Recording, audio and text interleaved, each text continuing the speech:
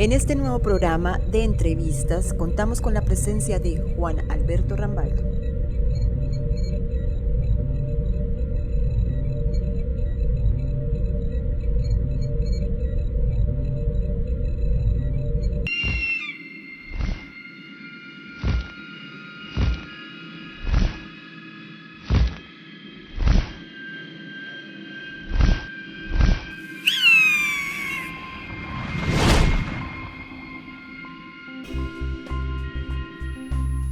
¿Qué tal? ¿Cómo les va? ¿Cómo andan todos? Bueno, nuevamente junto con ustedes.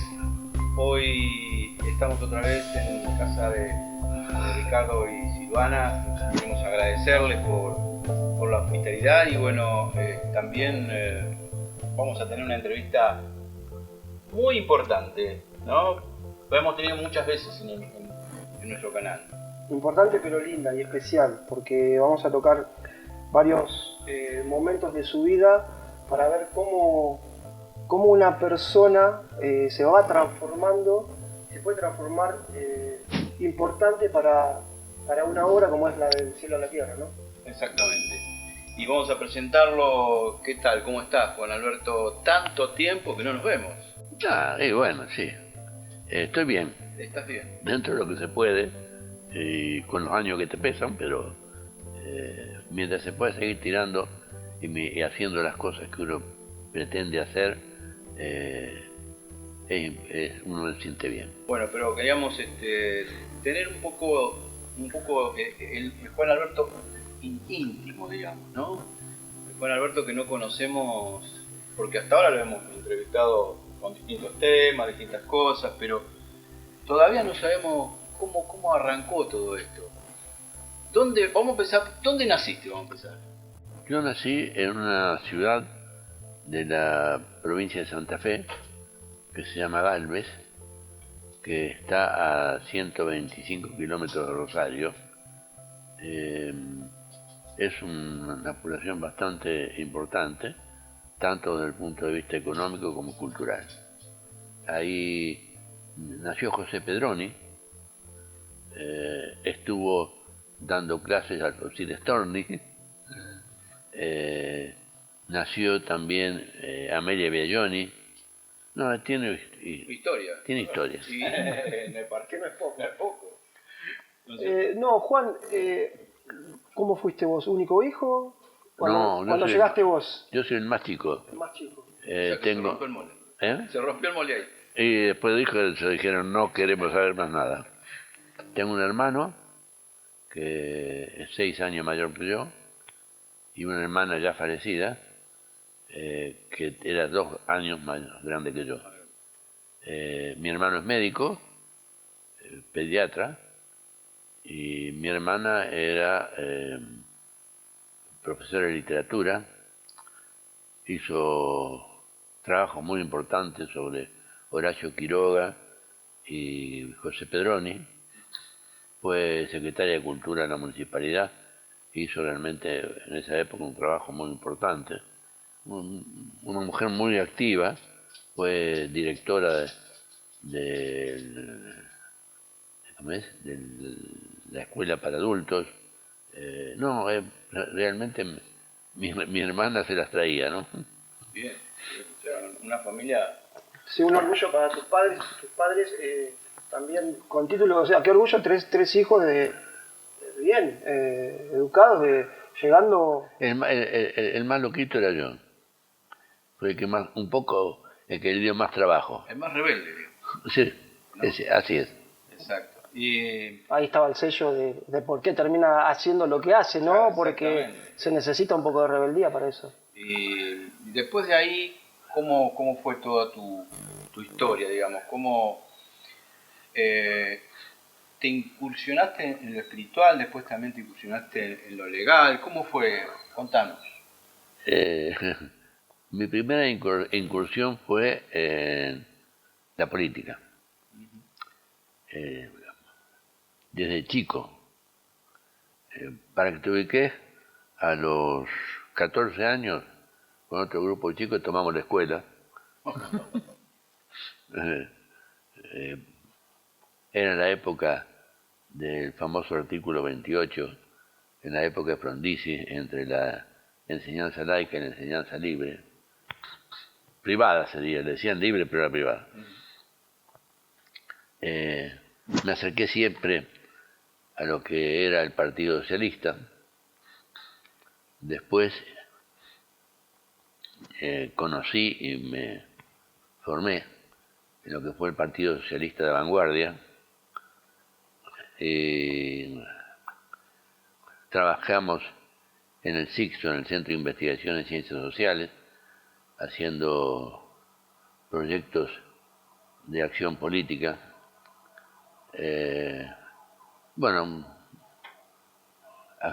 Realicé actividades... Bien movido, ¿no? Sí, una movida bastante fuerte. Realicé actividades un tanto complicadas, digamos, en el marco de la política. Y me formé así, hasta que un hombre, yo, para que nos ubiquemos, yo en un momento determinado, yo me fui a estudiar y estudiaba medicina. Estudié 3 años de medicina, dejé, me fui a trabajar a una fábrica y volví a estudiar, pero esta vez estudiar abogacía. Me recibí de abogado y me fui a trabajar a donde vivo ahora, que es en la localidad o la ciudad, en aquella época era la localidad de Las Parejas, que está en la provincia de Santa Fe, muy cerca de la frontera con Córdoba. Allí, a través de un amigo, conocí a una persona que después sería mi maestro, que se llamó Delfo Tijero. Delfo, ubíquense, yo venía de una formación marxista y entrar en esta cosa de la espiritualidad me llamó por el lado del conocimiento ufológico, de la presencia extraterrestre, que siempre desde chico la sentía como que sin lugar a duda existía. Y después de a poquito este hombre me hizo vincular lo que era esa presencia extraterrestre con los libros sagrados. Y por otro lado, a través de lo que yo llamo la utilización del método dialéctico en el análisis, llegué a la conclusión de que a través de la percepción de la multiplicidad de planos dimensionales, ¿no? Porque si Einstein había hablado de una tercera y cuarta dimensión, ¿por qué no podía haber una quinta, una sexta, una séptima? Si hablamos de la infinitud, a menos que uno sea un dogmático, la infinitud no puede ser lineal, sino que tiene que ser volumétrica. Así que el infinito es múltiple. Bueno, entonces en ese marco de las multiplicidades dimensionales, y que cada una de esas multiplicidades dimensionales tenía una formación evolutiva diferente, te estoy haciendo muy simple, ¿no? Sí. Llegué a la conclusión de que evidentemente el Cristo, o Jesús, quiere llamarle, no era una cosa extraña al concepto de evolución, sino que estaba representando un estadio mucho más alto de lo que nosotros percibíamos como la evolución normal, que es la de la tercera dimensión. Te pido una pausita ahí. Hasta que llega este hombre, se podría decir tu primer maestro, O sea, en el entorno de tu casa, ¿lo espiritual no se respiraba? ¿No eran creyentes? O... No, para nada. Mis hijos no están bautizados.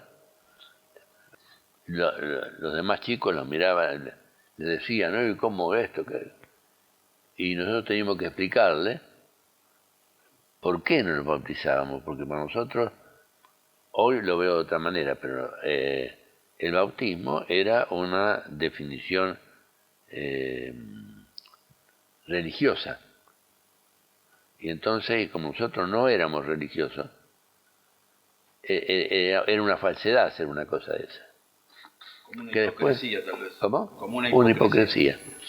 Que después, si ellos eran grandes y querían hacer lo que quisieran, tenían todo el derecho del mundo, el mismo derecho que tengo yo de que fui bautizado, de haber dejado de creer en ese momento, tenían el derecho ellos de, si accedían a la creencia, bautizarse. Pero no tuvieron formación religiosa. Ok, me interesaba preguntarte esto, ¿por qué? De cómo, hasta llegar a ser un activista de un lineamiento marxista, como dijiste, cómo a veces llega el llamado, y vos no lo dudaste, hubo algo ahí, el corazón te llevó, ¿no? No. ¿O fue curiosidad en el no, comienzo? La formación, para mí filosófica, llamarlo de esa manera. Te digo, mi maestro, me acuerdo como si fuera ahora, tenía en una pared la imagen del Padre Pío. Yo no sabía ni quién era. Digo, ¿y ese quién es? Creí que era un papa, una cosa así. Estamos hablando década. Y esto debe en el 78, por ahí, más o menos. Te pregunto porque me llama la atención, qué rápido tuviste acceso sí. a información que era difícil acceder. Fue muy rápido. El proceso iniciático hecho con Delfo fue de una velocidad impresionante. Nada es casual. No. Y creo que te llevaron a conocerlo y de alguna manera a reconocer a tu maestro, ¿no? A que Sí, te iba a alinear. obviamente. Vení para acá, vamos a hacer un curso intensivo. Y bueno, después te dejamos solo, ¿no? El asunto fue así. Él nos invita, o mejor dicho, lo invita a este amigo mío, y le preguntó si podía ir yo, para ver el tema extraterrestre. Y se hicieron una reunión en la casa de este amigo, y Delfo nos hacía escuchar los ruidos, que eran los ruidos de las naves, qué sé yo. ¿Será cierto? ¿No será cierto? ¿Viste? Después empezó a hacer algunos manejos de energía, de traer energía. Ya eso era otra cosa. Y yo siempre digo que hubo algo que me sacudió. Él estaba haciendo esa captación de energía y le temblaba el labio. Y cuando él le temblaba el labio, a mí me corría una electricidad por la columna vertebral. Decía, ¿qué es esto? Por supuesto, calladito la boca, no decía ni a. Pero evidentemente había algo raro ahí. Algo sospechoso. Entonces, ¿qué es lo que está pasando? Hay algo más de lo que yo puedo palpar o recibir de las palabras. Bueno, terminó eso y dijo, ahora ustedes cuando estén dando vuelta por ahí van a empezar a ver luces. Bueno. Y estaba dando vuelta en el auto y ¡paf! Se produjo una explosión en el aire. ¿Qué es esto? ¡Paf! Otra explosión en el cielo.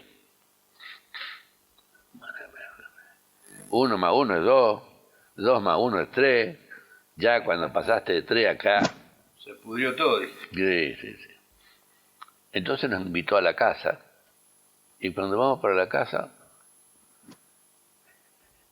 el auto al lado, una luz que venía así acompañándonos, digamos. Acompañándola.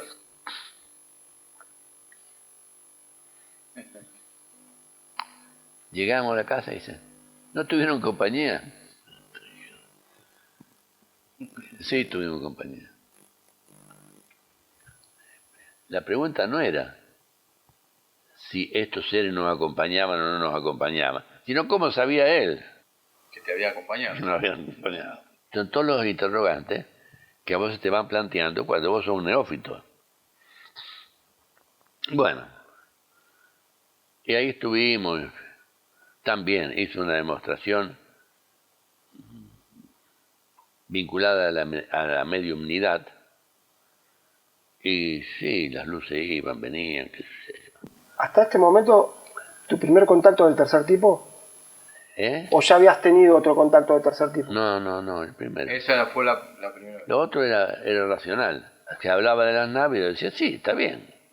Así como estamos nosotros de ver millones de lugares donde hay vida y más evolucionada que la nuestra. Pero era una cuestión de probabilística, llamémosle.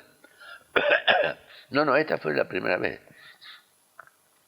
Pero después fue todo un desarrollo en el cual aprendimos a manejar algunas cosas de la energía y las nubes pasaban así delante nuestro como quien...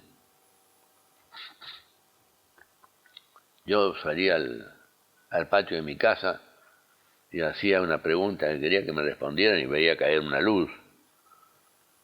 Pero yo estaba en ese momento convencido que eran ellos conmigo, Macana.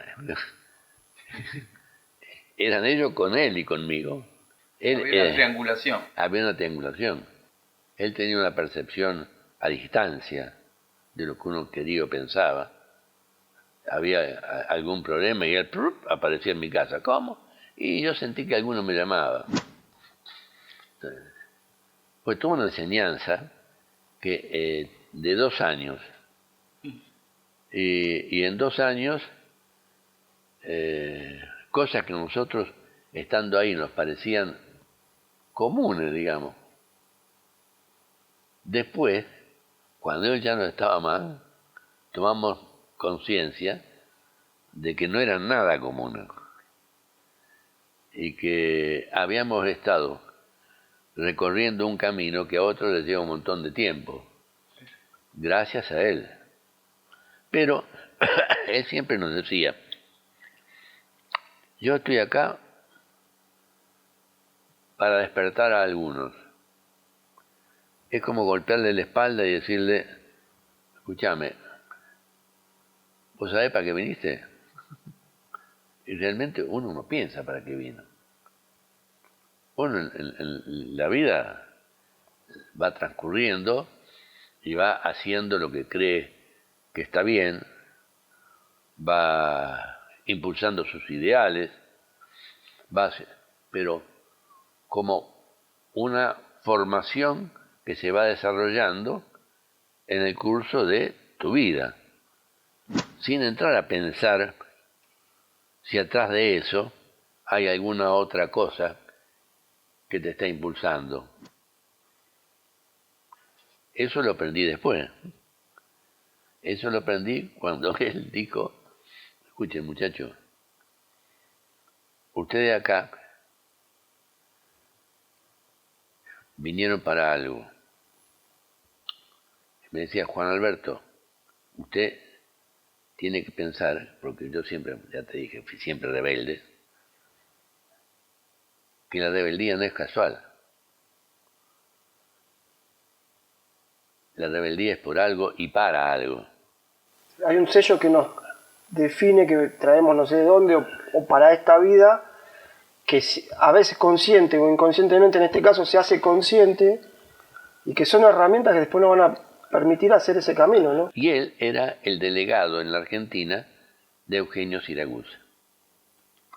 Eugenio Siragusa, para los que no saben, fue quizá el contactado más importante del siglo XX, junto con Adamski.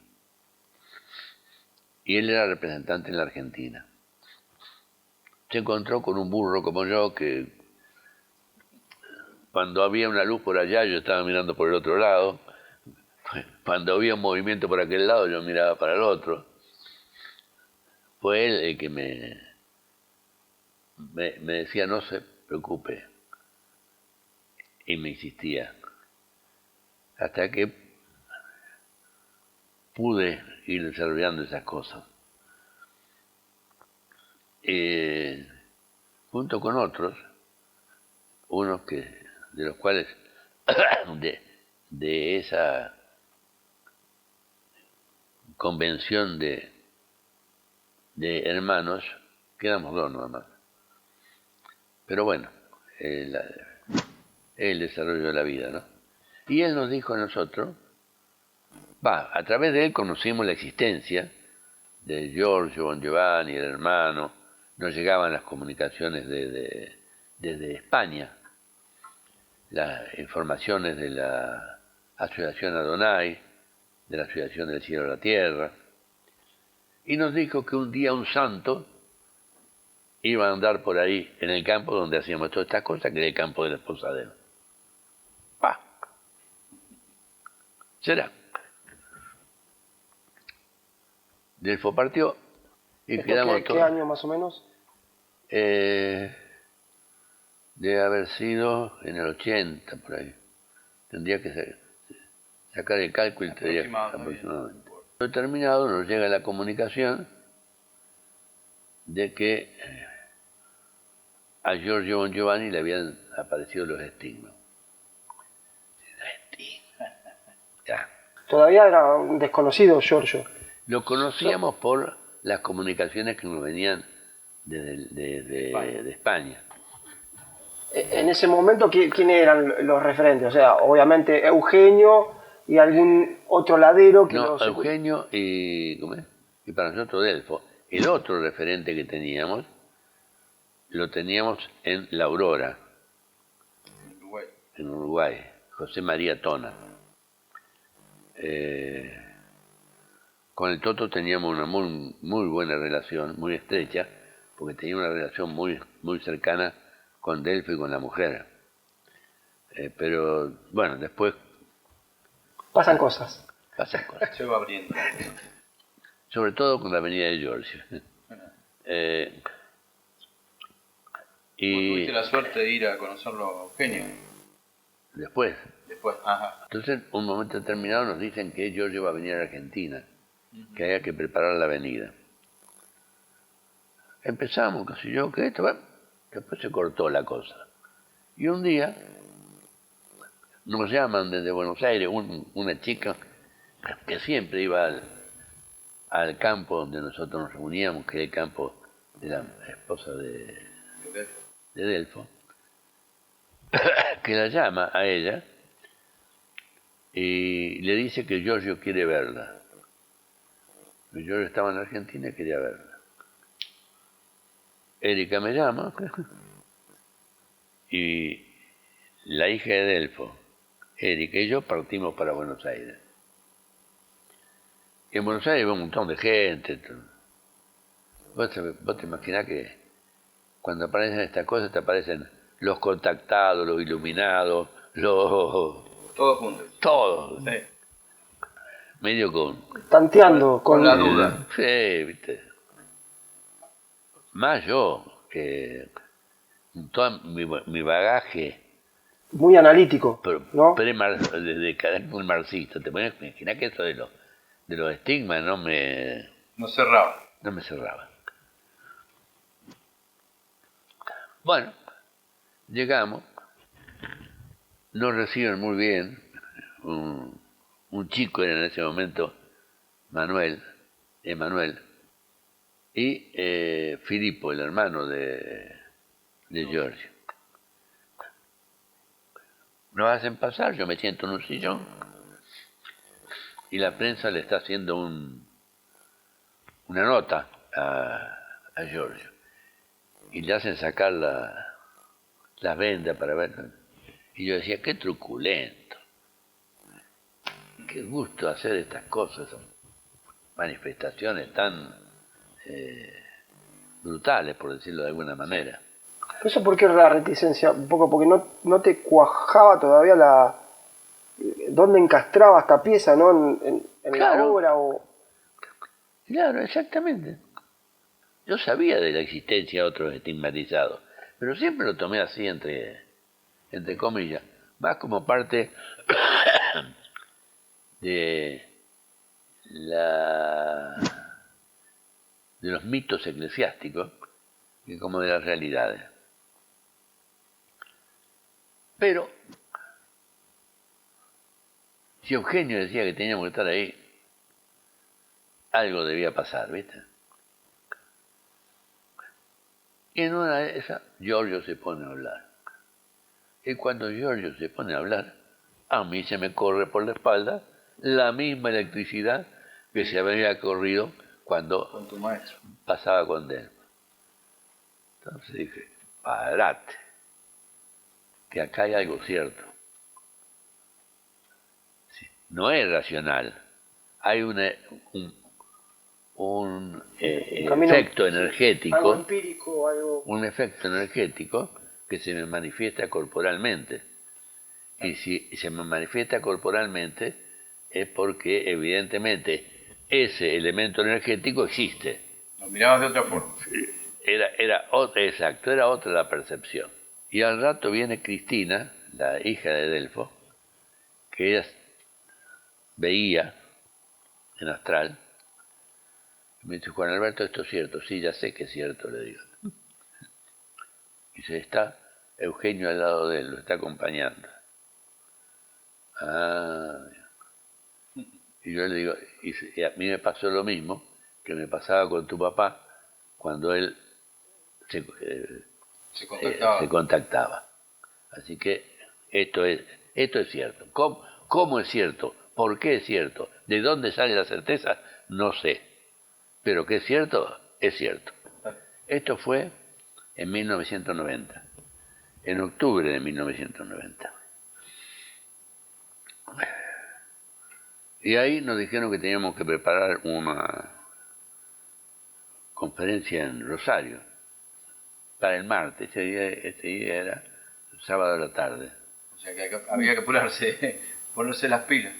Bueno, el hecho que dijimos, bueno, qué sé yo, como podamos. Y estuvieron en Rosario. Pero siempre en ese tipo de contacto, la relación mayor era con Filipo, mi relación mayor. Y enseguida hice, ¿viste esas empatías que se producen? Enseguida me vinculé con él. Y después me di cuenta, me informé, digamos, que en Latinoamérica había pasado eso, que el mayor vínculo era con Filipo. Y ahí nos enteramos, por decirlo de alguna manera, cómo había sido el proceso de estigmatización de Giorgio.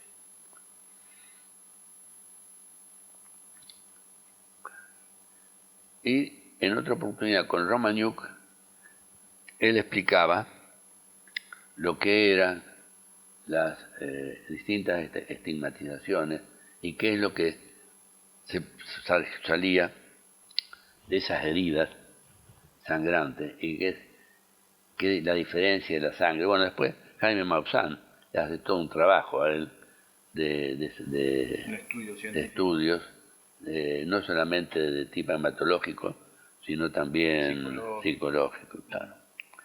Bueno, el hecho es que a partir de ahí empecé a trabajar. ¿No te separaste más? Nunca más. Empecé a trabajar en la obra del cielo y la tierra, difundiendo la presencia extraterrestre, difundiendo el tercer mensaje de Fátima, que en ese entonces estaba secreto porque la Iglesia no lo había dado a conocer, difundiendo que los distintos creadores, entre comillas, de las religiones, en realidad eran enviados cósmicos. Lo que pasa es que cada uno aparecía en un momento diferente de la historia y con un mensaje para aquellos que lo rodeaban. También como va cambiando la historia, cambian también los mensajes, porque va por la evolución de... Obviamente, pero en la esencia siguen siendo lo mismo. en esencia siguen siendo lo mismo. Y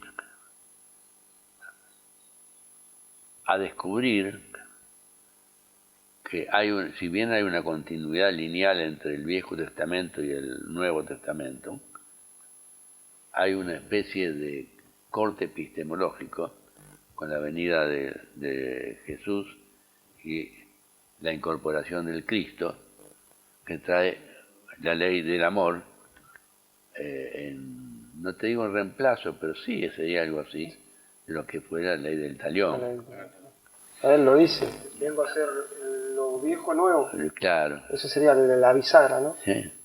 Me costó mucho trabajo entender el sentido de la crucifixión. Sí entendía el martirio y la entrega del Cristo y su resurrección. Pero ¿por qué en la cruz?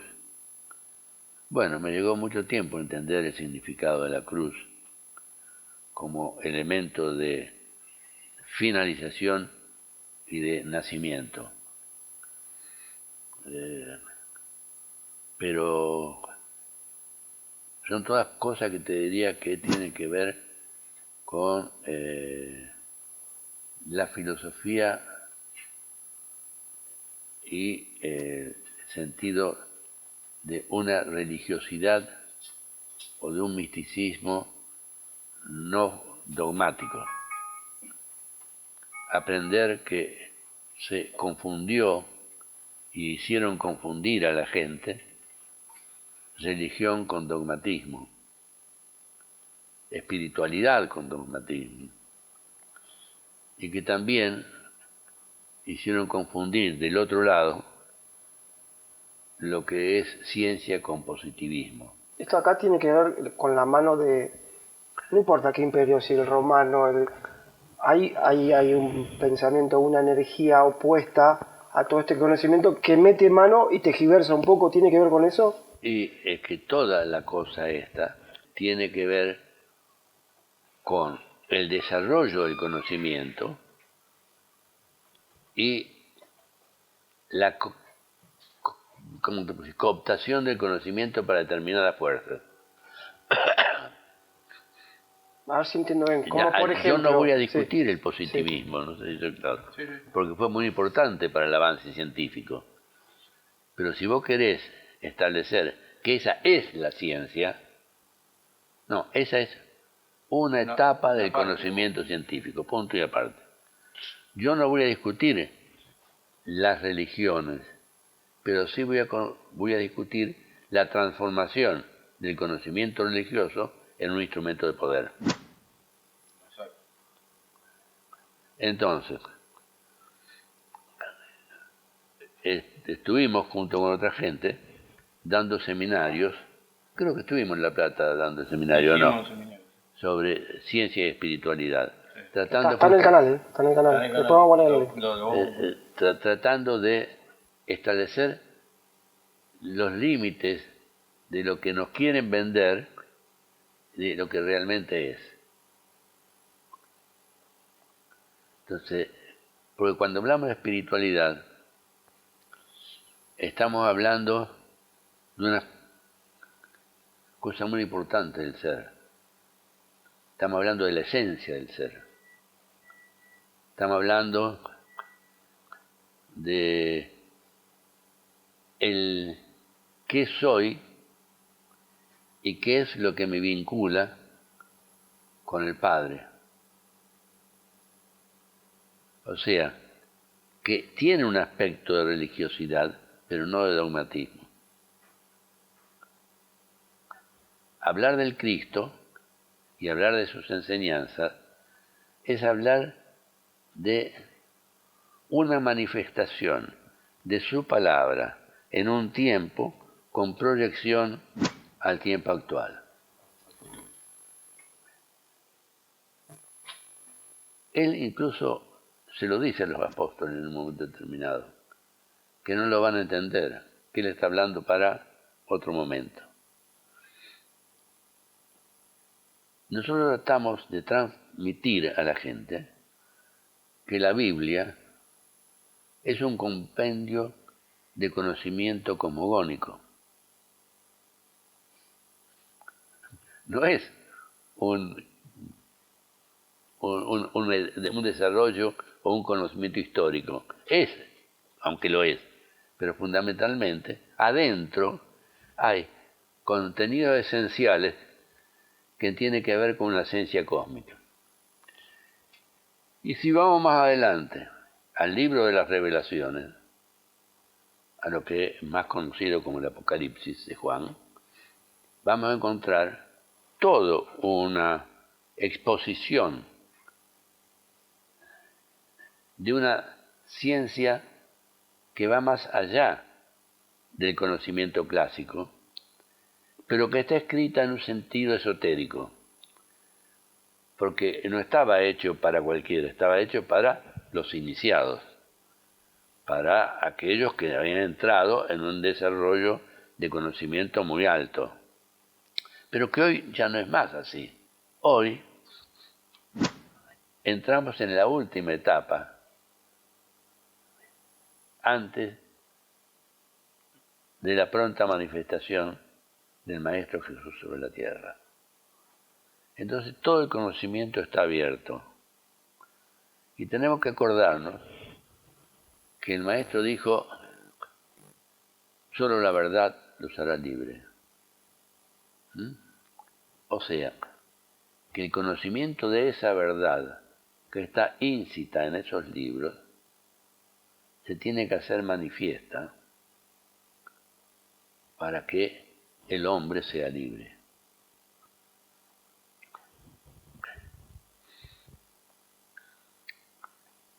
Pero libre de verdad.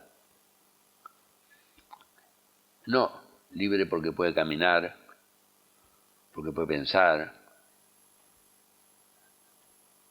Libre porque se siente parte del otro, parte de un todo. No es un individuo, es una especie de célula dentro de un nosotros. Dicen los hermanos extraterrestres que el día que dejemos de pensar en el yo, pero no en el yo del yo soy, en el yo ego, para pensar en el nosotros, vamos a dar un salto cualitativo en nuestro concepto evolutivo. ¿Por qué? Porque el cosmos es único. Hay una galaxia, hay otra galaxia, hay un sistema, hay otro sistema, hay un sol, hay otro sol.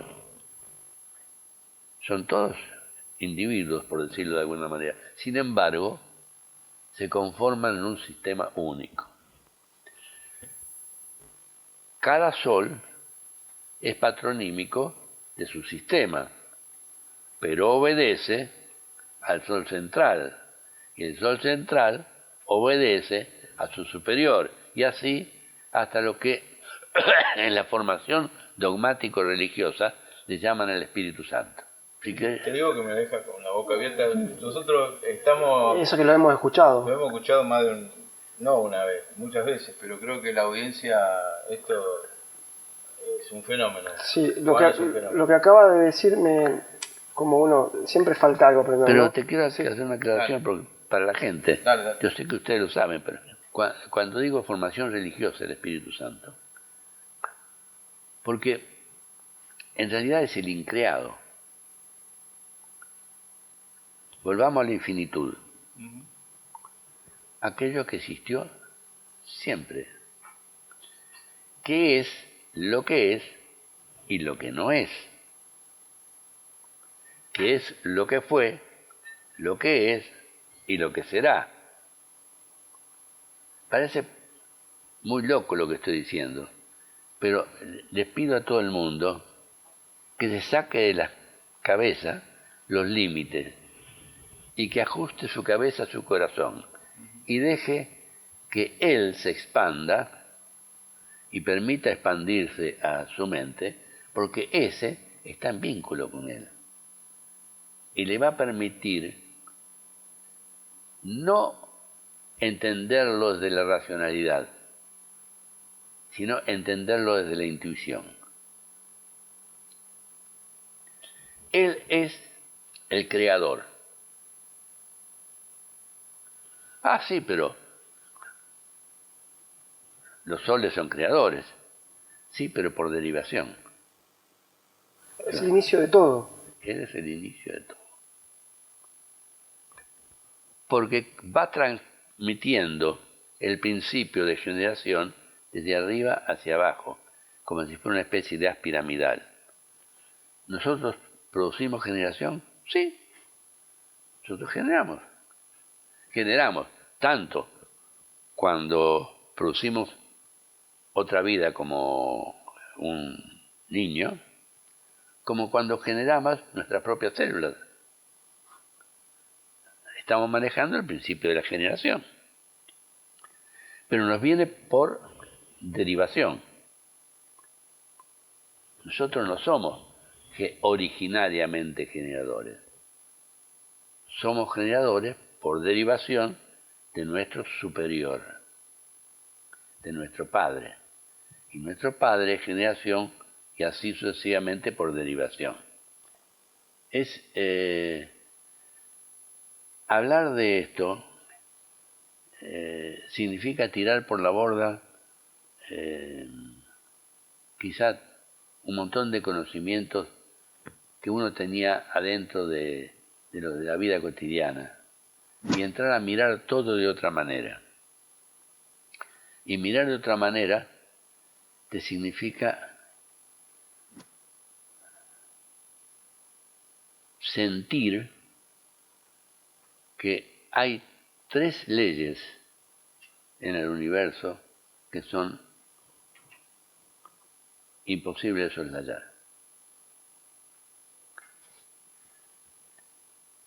La ley de la evolución, todo evoluciona, y a mí cuando me dicen esas cosas digo, acá entramos en un terreno jodido porque como yo creo que él estableció la ley, él tiene que cumplirla, ¿no? Entonces Dios también evoluciona.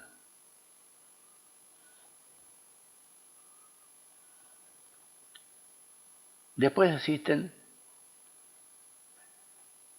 la ley de la armonía, porque el universo es armónico y lo que es aparentemente un caos, porque un agujero negro explota por allá, otro agujero negro se chupa una galaxia, parecería ser que todo un caos, ¿no? No es un caos, es armónico y responde a esa ley de evolución, que lo que ya cumplió el ciclo tiene que volver a comenzar en otro plano dimensional. La ley del amor. ¿Qué es la ley del amor? ¿Es querer a alguien? No, es sentirse parte de. Yo soy parte del universo. ¿Cómo no voy a amar al universo? Y si amo al universo, ¿cómo no voy a amar a ese universo que tengo enfrente que se llama Juan, Pedro, José, María? Porque cada uno de nosotros es un universo que pertenece a otro universo. Ya lo decía Hermes Trismegisto, como es arriba, es abajo. Como es el macrocosmos, es el microcosmos. Entonces, no nos miremos como simplemente un sujeto que anda dando vuelta por ahí. Es un universo caminando. Es un elemento precioso de la creación. Y al que debemos amarlo, porque somos parte de él. Ama a tu prójimo como a ti mismo. Parecería ser que es simplemente una ley de exposición social, ¿no? Sociológica. No. Es sociológica, lógicamente, pero no. Es mucho más que eso. Es de armonía universal. vos sos el otro y el otro es en vos. Y si eso es así, aparece otro parámetro de la ley que se llama justicia. Si no se cumple con esa ley de justicia, tampoco se está cumpliendo con la ley del amor y con la ley de la armonía. Y ahí volvemos a la tierra. Salimos de allá arriba, las nubes del cosmos, volvemos a la tierra donde estamos parados. Y decimos, ¿es justo lo que estamos viendo? Si no es justo, quiere decir que tampoco es armónico. Y quiere decir que tampoco es amoroso. Tenemos que recomponer aquí en la tierra esos tres principios. Pero ¿cómo hacemos? ¿Cómo puede ser que se hayan violentado esos tres principios? Esos tres principios se violentaron por las estructuras del ego, por la dualidad en la cual estamos introducidos, el bien y el mal, la luz y la oscuridad. Y yendo desde el punto de vista del método dialéctico, ¿cuál es el aspecto principal de la contradicción? El bien, la luz. ¿Cuál es el aspecto secundario? El mal y la oscuridad. Entonces, tenemos que actuar de tal manera que ese polo fundamental se expanda y genere otra cosa. Así como cuando vos agarrás y metés presión hacia un lado, hay una fuerza contraria que impide que esa presión llegue hasta... No, tenemos que hacerla llegar hasta el final. ¿Y cómo lo hacemos llegar hasta el final? Diciendo, evidentemente acá, las fuerzas del mal y de la oscuridad están prácticamente dominando la existencia. Y yo no quiero eso. Yo no quiero eso. Y tanto es así que están dominando la existencia que aquellos que conocen los mensajes de la Virgen, tanto en la Salet como después en Fátima, la Virgen anuncia lo que iba a pasar y que está pasando.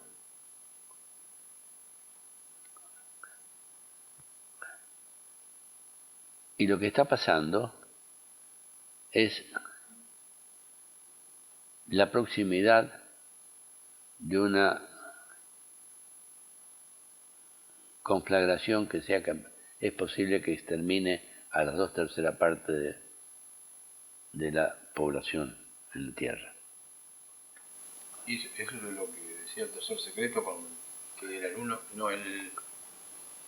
era 7 millones y pico de personas, pero en realidad sabemos que como viene la mano es mucho menos. Por lo menos lo que calculamos. El hecho no importa el aspecto cuantitativo, te diría que lo importante es el aspecto cualitativo. El aspecto cualitativo, ¿qué es lo que te dice? ¿Cuánto? No cantidad. Son capaces de absorber el sentido de que esto no. ¿Cuántos son capaces de decir, estamos hablando de la guerra nuclear, no a la guerra nuclear, pero no es simplemente no a la guerra nuclear, también es el no a los dueños del mundo, que son los que están generando ese conflicto. Pero no generan solamente este conflicto, generan las desigualdades sociales. ¿O ustedes se creen que ese chico que está juntando basura en la esquina es producto de una entelequia? No, es producto de la acción de esos mal paridos que manejan la economía, la política, la cultura. Llámese Council for Relations, Grupo Bilderberg, o como a vos se te ocurra. Consejo de Relaciones Exteriores. ¿Eh? Consejo de Relaciones Exteriores. Sí. Que políticos argentinos Council for Relations. eran miembros de ese. Sí. Ah. No los quiero nombrar porque... Dios. Si lo vemos, y ahí es donde yo siempre digo, lo peor que nos puede pasar es descubrir las cosas como son, porque nos obliga a tomar determinaciones, ¿no? Lo bueno es descubrirla y también accionar No, en contra, por eso, porque si no descubrís, no hace nada, por esto, sos digo, más que un tibio por ahí. exacto, sos de esos que miran y ¡ay, qué barbaridad! No, si es una barbaridad, tiene que terminar. Si vos tomaste conciencia de lo que está pasando, tenés que enfrentarte a eso. Acuérdense, volvamos a la mística, del Maestro Jesús. El Maestro Jesús, yo que cada charla que doy siempre digo eso, enseñó que cuando los mercaderes del templo estaban violentando la ley del Padre, agarró el látigo y lo sacó a latigazo. No anduvo con muchas chiquitas. Agarró el látigo y chao, muchachos, de acá se van, porque este lugar es sagrado. Y nuestro planeta es sagrado. Nuestra vida es sagrada. La vida del hermano es sagrada. Tenemos que agarrar el látigo y sacarlo a latigazos, porque él lo enseñó así. ¿Y sabés la otra cosa que dijo? A los tibios los vomitaré de mi boca. ¿Quiénes son los tibios? Los tibios son esos que ven, que saben, pero mejor me quedo en mi casa. Y también dijo otra cosa, ¿no? Que aquellos que cumplieran con la ley estarían a su lado, ¿no? Y estarían al lado del Padre. ¿Y cuál es cumplir la ley? Cumplir la ley es hacer que la ley se cumpla.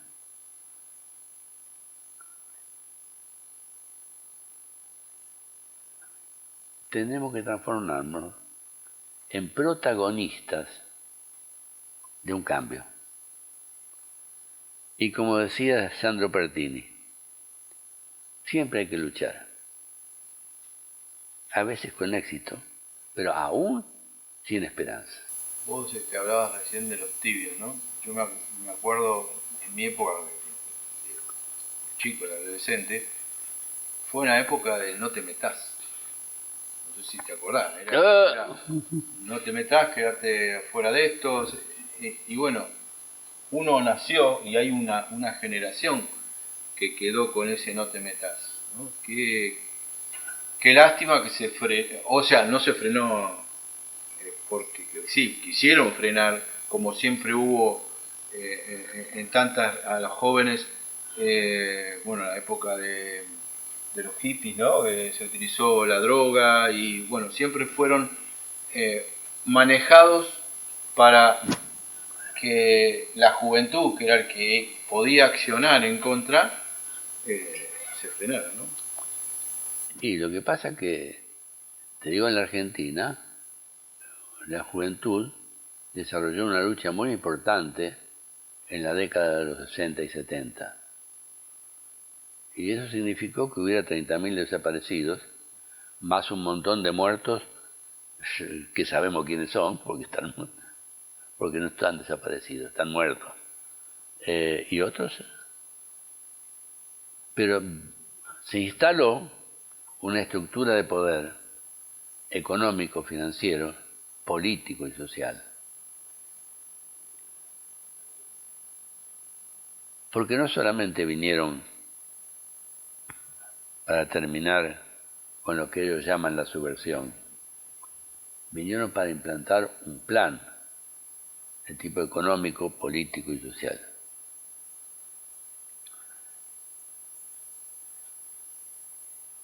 Que continúa ahora. No se terminó cuando volvió la democracia, entre comillas. No.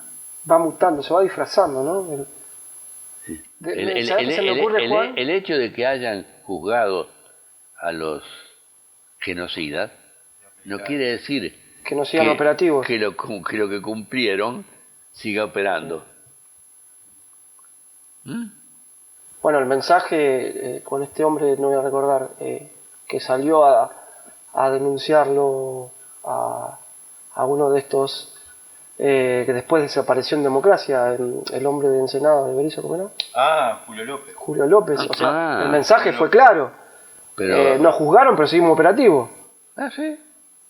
Pero no solamente eso.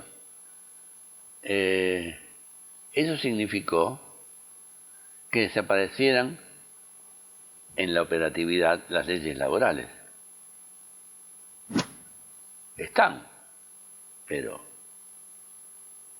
han cambiado su esencia.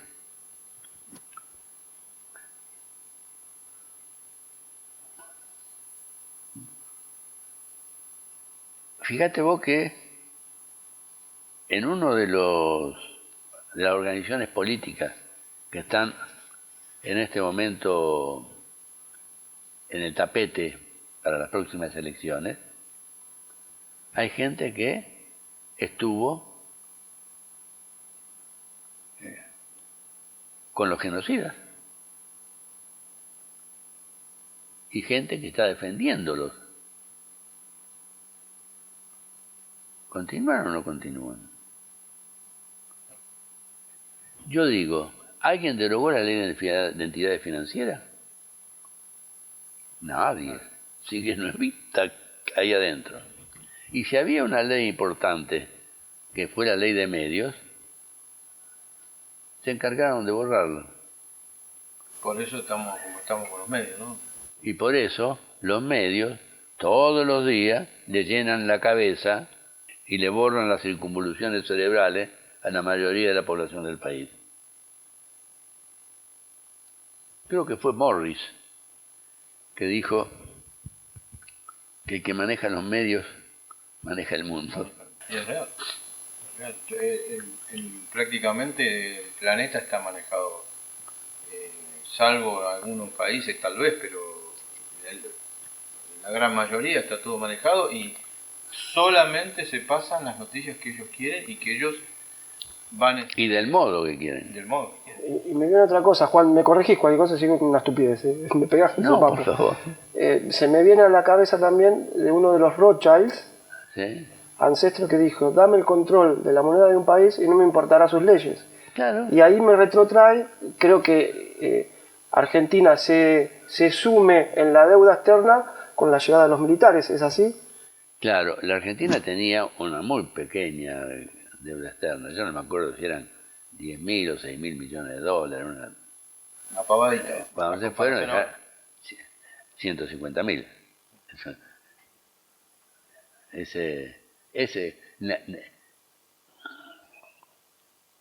Nacionalizaron la deuda de las grandes corporaciones. Yo tengo escrito un artículo, como un ensayo, sobre ese tema. Creo que se llama Corrupción segunda parte, que apareció en Antimafia 2000.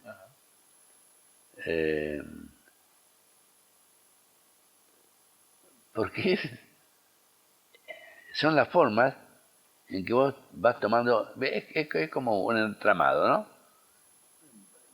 Lo armo, hasta que se consolida. Después rompelo, rompelo si podés. Entonces, ahora nosotros estamos destinados a producir commodity.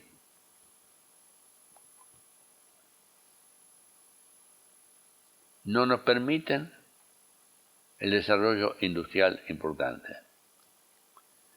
No nos permiten ser soberanos. Fíjate lo que pasa con el río Paraná, al que le cambiaron el nombre, ahora se llama hidrovía, ¿no? Sí.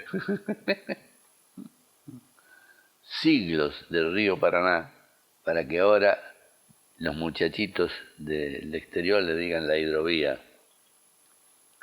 Y que de esa manera controlan la salida de la mayor parte de la riqueza del país que sale por ese país, por ese lugar. Y ni siquiera podemos tener el control, porque lo tienen las grandes corporaciones. Además, por ahí se escapa la mayor cantidad de contrabando,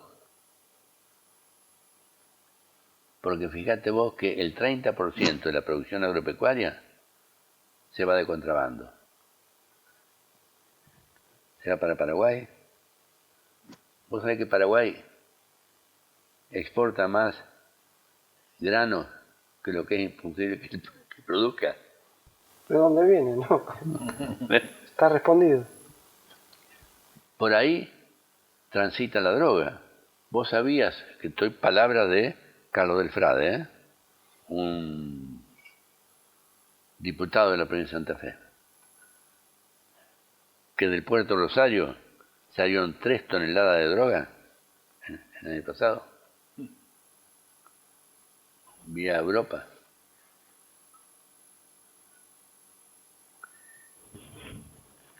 Alguien está atrás de todos esos intereses y no es justamente el país soberano y mucho menos el pueblo soberano.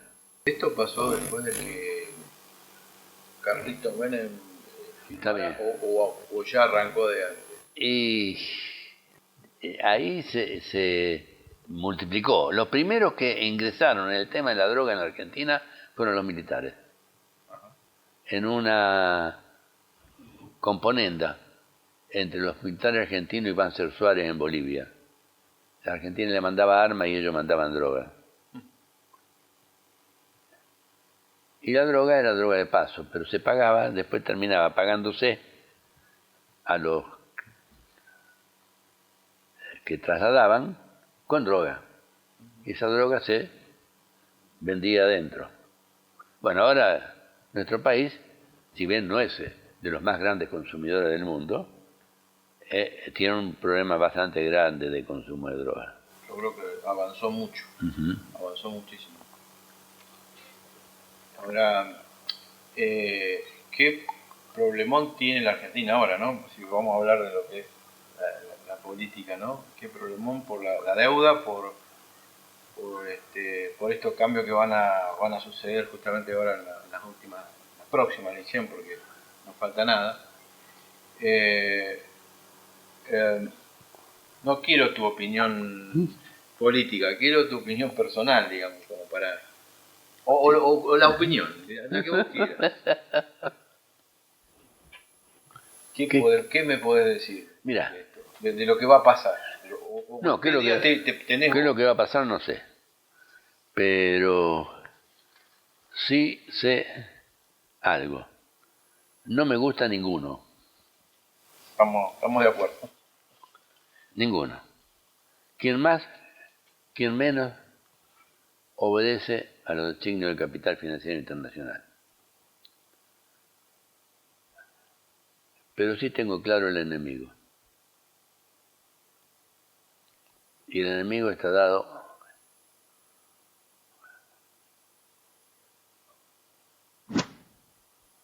por ese personaje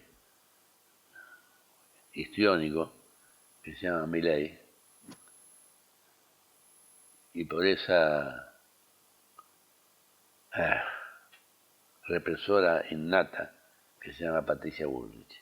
Está claro que a los otros tampoco los quiero, pero distan mucho. Es para poner en claro, pero ¿en qué niveles? Distan mucho de ser mis enemigos directos. Esos son, miren, microdialectos.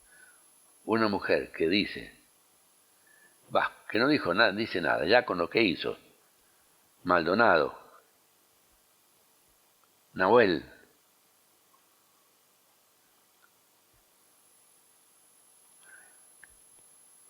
y que dice que la forma es pararlo a los tiros,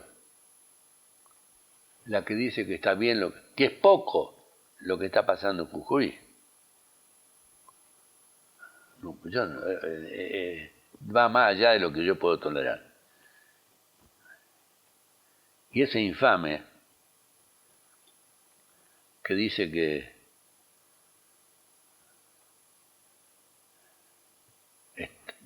hay que hacer desaparecer a aquellos que dicen que donde hay una necesidad hay un derecho.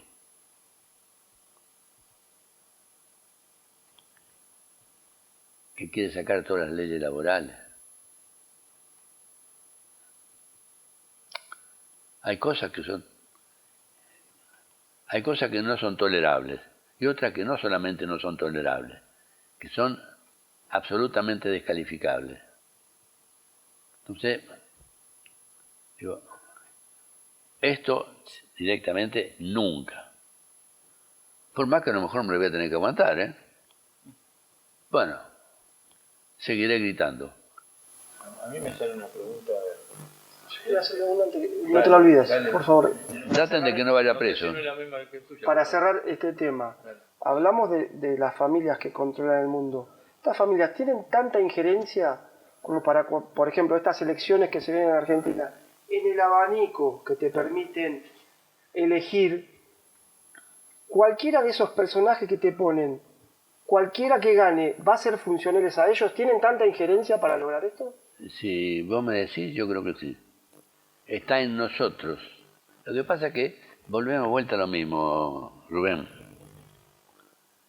Ellos hacen lo que tienen que hacer para mantener su estructura de poder.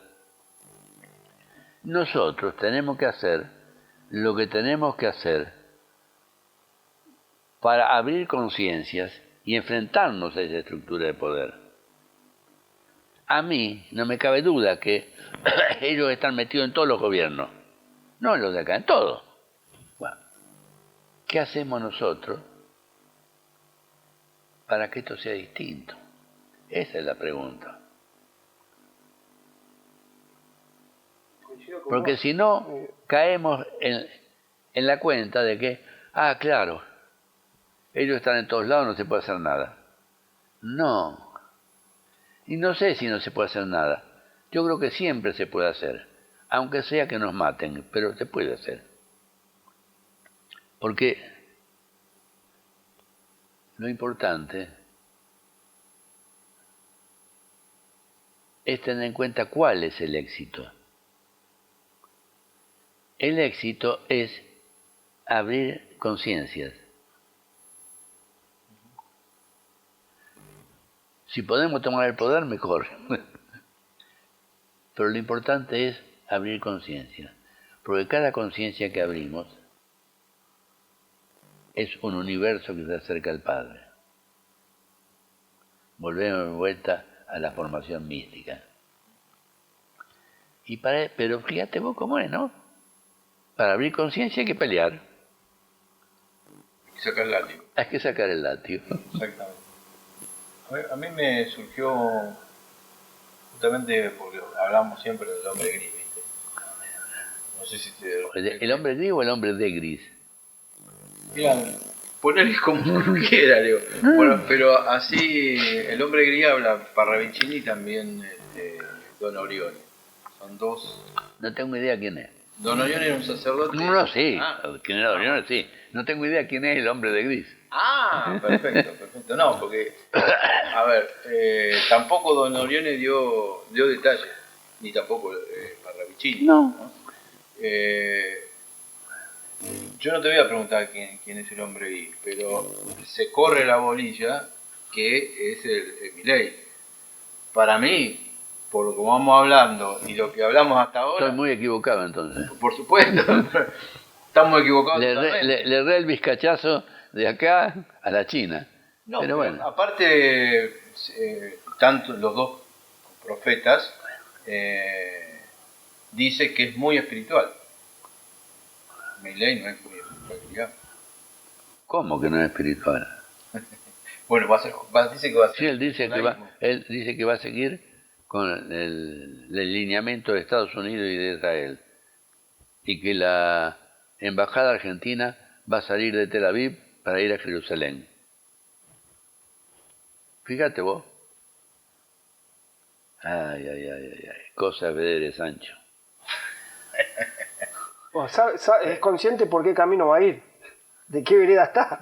Por lo menos sí. Sin lugar a dudas. Lo que es tremendo es que en nuestro país haya sacado la mayor cantidad de votos. Y yo creo que, como vos dijiste, el manejo de los medios fue... Y el descontento. Sí, dos cosas. Sí. La bronca, el no poder avanzar en que te cortan las alas cuando vos querés Y entonces progresar. lo único que mirás, no mirás las consecuencias. Mirá a quién le tenés que pegar la patada. Y resulta que le haces hacer el gol al enemigo. Sí. Bueno, pero últimamente lo que pasa en el país, y creo que en Latinoamérica también, los candidatos son más o menos cortados con la misma tijera. Sí, Por ahí pero un fíjate poquito más, vos un que poquito menos. Petro en Colombia, de alguna manera Lula en Brasil. Sí. ¿Y acá quién tenés por ahí? De los que están. No, No hay nadie. está bien, gracias, No saludos. no tenés ninguno. Está bien, gracias, saludos. No tenés ninguno como para decir, bueno, no digo representar, porque a veces uno dice no me representa, ¿no? Por lo menos que pinte un poquito. Mira, yo por descarte siempre voto a la izquierda. Porque, aunque no tenga opciones, porque seguramente que no tiene opciones, te da la posibilidad de manifestar que hay un proyecto o una opinión distinta a lo de lo que tiene la estructura de poder en este momento. Algo distinto. Por lo menos. Distinto sería si hubiera un proyecto de carácter revolucionario donde te diga abstención revolucionaria. Nadie vaya a votar porque nos abstenemos. No, pero no hay eso. Tampoco hay el voto en blanco como fue en la época del peronismo, que la gente manifestaba su oposición a la estructura de poder de ese momento mediante el voto en blanco y llovían los votos en blanco en todo el país. No hay eso. No hay. Y es que bueno, el tema es complicado, es complejo para poderlo analizar desde el punto de vista más por la política que nosotros venimos acarreando. Nosotros no tenemos tanta experiencia como vos, Juan, con el tema político. Vos fuiste militante, como dijiste, y yo estoy en pañales con el tema político. La verdad, uno va pegándose contra la pared continuamente y más allá de ya para dar un mensaje a la gente, conscientemente, que trate de hacer algo consciente, ¿no? Que vos puedas transmitirle, abrir un poquito de conciencia, no digamos que diga tienen que votar a este, sino decirles que honden en su interior como para que puedan Yo le diría, no le den tanta trascendencia a la democracia formal y a las consecuencias del voto. Que den trascendencia a la lucha que tienen que hacer para reconquistar los derechos perdidos, a la lucha que hay que hacer para transformar este en un país soberano, a la lucha que hay que hacer para tener una vida digna. Ese es para mí es cosa. Si no te perdés en la maraña de lo que te dan los dueños del poder, que pensé en esta elección, en la otra, y te desdibujan la cosa. No te digo que no haya que utilizarla, ¿eh? Ojo, pero es simplemente un momento formal. La lucha es otra. La lucha es por rescatar los derechos perdidos, por dignificarlo al ciudadano. Porque vale la pena vivir la vida si no es digna. La verdad que no, y se ve en el día a día la tristeza de la gente, la impotencia y que no es feliz, la mayoría de la gente no es feliz. ¿Y cómo crees que sea feliz? Pero llama la atención que la no reacción, ¿no? Que tiene que ver con lo que decís vos. Claro. Había partidos políticos que hacían concentraciones en las plazas con 1 millón y 2 millones de personas. Acuérdense con las elecciones que salió después electo Alfonsín. Los actos públicos. Los actos públicos del peronismo y los actos públicos del radicalismo. Millones de gente en la calle. Sí, cambió también la mentalidad. Sí. ¿Le cambió o le cambiaron la mentalidad?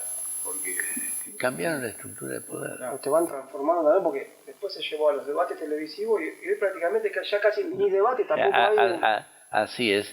Sacaron la gente de la calle, la metieron en su casa y hablen desde un estudio encerrado.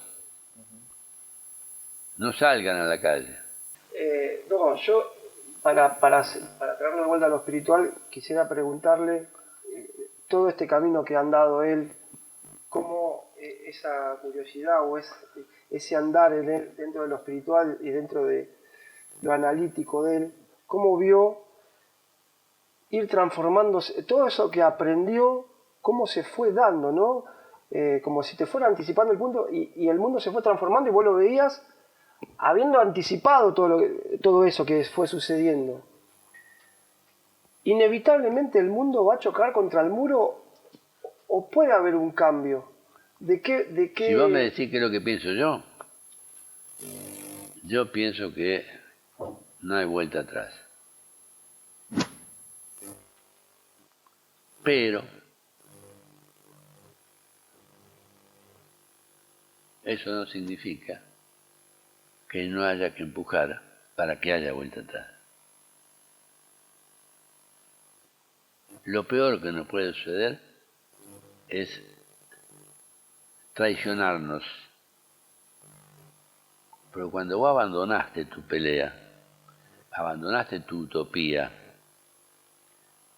abandonaste el pequeño espacio, te traicionaste.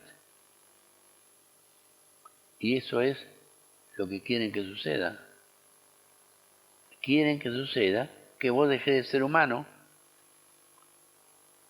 que vos seas una cosa manipulable. Y eso cada uno elige, ¿no? Yo elijo que no. Hace un rato te lo mencioné a Sandro Pertini, cuando dice que hay que luchar aún sin esperanza. Porque lo que te dignifica y lo que te hace ser hombre con H mayúscula es la lucha. Eso queda muy claro. No nos queda mucho tiempo, así que fue para nosotros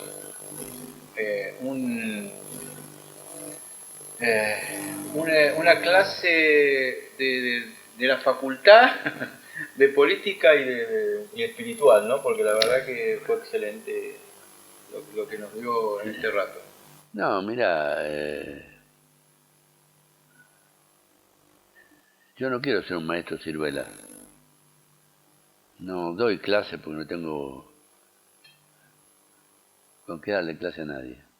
Lo único que puedo transmitir son experiencias de vida, el conocimiento que me da la vida, y sentirme feliz que haya quien me escuche todavía. Es importante que lo transmitís y no te lo guardás. Eso es fundamental. Porque podés tener todo el conocimiento, pero guardártelo para vos. Ahí también no sirve. Entonces, Yo le quiero agradecer porque uno con estas cosas a veces, cuando volvemos a la rutina normal, es como que uno se seca. Entonces, tener la posibilidad, cuando estás con Alberto, o si es Giorgio o cualquiera de otros hermanos, como que es un vaso de agua que te revive esa rutina que te envuelve y te hace sentir, no sentir, ¿viste? A veces parece que uno está muerto y este contacto, la verdad agradezco al cielo de tenerte cerca, Juan, y si no por Skype o por donde sea, me reaviva y me da fuerza para seguir luchando y a pesar de estar desesperanzado, no olvidarme de estos conceptos que no dejas, no entregarnos y seguir batallando, aunque sea desde una trinchera chiquitita y ayudando al que se puede, ¿no? Me quedo con eso. y yo te doy las gracias a vos, porque gracias a que puedo encontrar gente como ustedes, yo también me reconstituyo. Sí. Porque uno no es una entelequia, uno tiene las mismas angustias, las mismas necesidades que todos. Y entonces cuando vos encontrás gente que está dispuesta a seguir adelante, bueno, te revitalizás, te das cuenta que te pusiste una inyección de vida. Por eso yo se lo agradezco a ustedes. Gracias a vos, Juan. A la audiencia, gracias por compartir este rato con nosotros. Fue para nosotros hermoso. Esperamos los comentarios, que nos digan si quieren hacer alguna pregunta a Juan en el futuro. Nos escriben y estamos nuevamente con ustedes. ¿Sí? Bueno, gracias y nos veremos en otro episodio o entrevista. Exactamente. Gracias, Juan. No, Y al hasta pronto. Hasta la vuelta, decimos nosotros. Hasta la vuelta. A la victoria siempre. Hasta la victoria.